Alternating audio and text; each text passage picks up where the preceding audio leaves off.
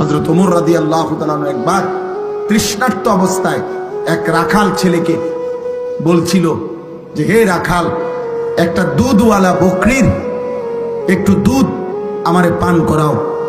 সেই রাখাল ছেলে বলছিল, জনাব, আমি এই রাখাল বকরিগুলোর মালিক না, আমি একজন কৃতদাস।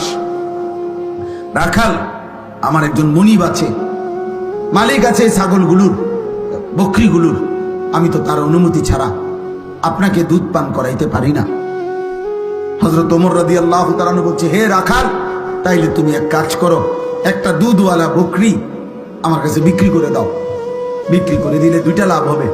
এক, তুমি কিছু টাকা পাইবা, মুদ্রা, কিছু দিরহাম পাইবা, আর আমি একটা দুধওয়ালা বকরি পাবো। আমারও তৃষ্ণা মিটবে, তোমারও কিছু টাকা মিলবে।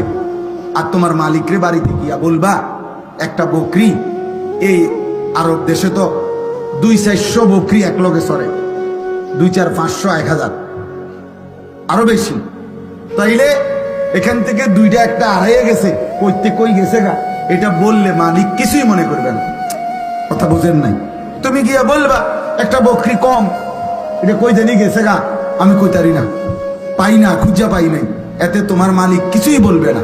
হযরত ওমর যাচাই করার জন্য, মানে তার ইমানের মজবুতি কেমন এটা দেখার জন্য সে জিজ্ঞেস করছে, উনি তাকে এটা প্রস্তাব দিয়ে চাইছে। আমরা কিতাবে পড়ছি সরাসরি এই যুবক রাখাল ছেলে, সাধারণ কৃতদাস, সে পরিষ্কার বলছে, ফাআইনাল্লাহ, ফাআইনাল্লাহ, এই বেটা, তাহলে আল্লাহ কোথায়? আল্লাহ কোথায়?